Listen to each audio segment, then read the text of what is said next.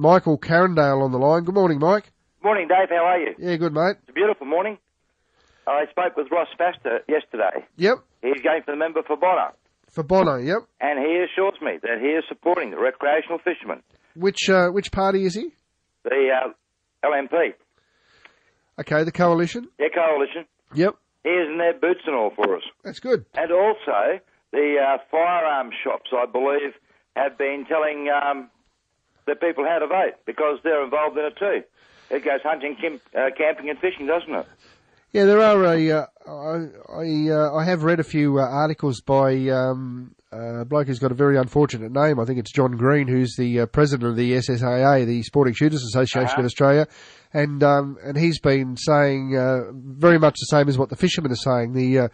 He's saying that he's very concerned about the closures that the Green intend to bring in, and That's exactly right. There's a lot of restrictions in his field of hobby as well. That's so true because they both go hand in hand. Yeah. And well, let's hope. Let's just pray, and we'll get there on Saturday. And see what happens, mate. I know. Look, thanks for your program too, Dave. Good on you, Mike. Bye now. All right, cheers. Bye. Yeah, Michael there from Carindale with a I think most of the reports are suggesting the coalition is very much in favour of, helping the recreational angler and commercial angler. So a lot of concern about what the Greens plan to do for, for fishing, the proposed closures and these marine park zones, and it really is quite scary when you see the maps that are out.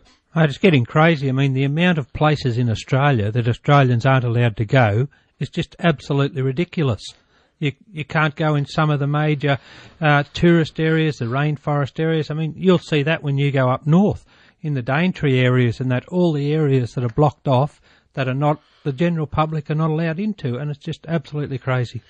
We will be talking to Tony Abbott a little bit later on in the show. In the meantime, looks like Keith Douglas, Senate candidate for the Australian Fishing and Lifestyle Party, has rung in. Good morning, Keith. Morning, Dave. How are you? Yeah, good, thanks, mate. Now, there's a couple of things I can talk about. I think the most important one, and this isn't getting out into the media.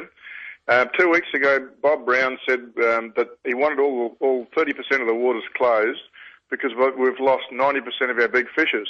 Yeah, I sort of stumbled over that paragraph. He mentioned marlin and a few other species, and I thought to myself, where's he getting that fact from? That's just total rubbish. Well, I've tracked it down. I've been in contact with Dr. Walter Stark, who's an eminent biologist in his 70s up in North Queensland. He came from the US originally, but he's a great authority.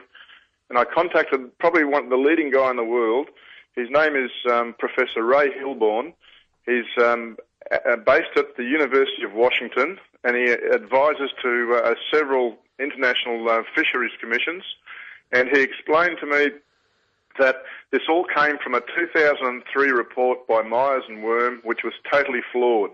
And he said, and he attached a lot of scientific reports and sent them to me, and said that this has been scientifically discounted 6 times over. So for the Greens to be using a flawed and discredited report as a means of shutting down fishing zones in Australia is just, it's unethical. It's just the easiest way I can put it. And that message needs to get out. People need to realise it. And I spoke to Dr. Walter Stark about it, and he says the same thing. He confirmed it all. So we've got this lie being peddled in the media that just has to be exposed. And I'm trying to do it, but, I'm just one small voice, and unfortunately, I'm just not getting the traction. And I really appreciate the opportunity to talk to your listeners about this morning, because this is just totally wrong.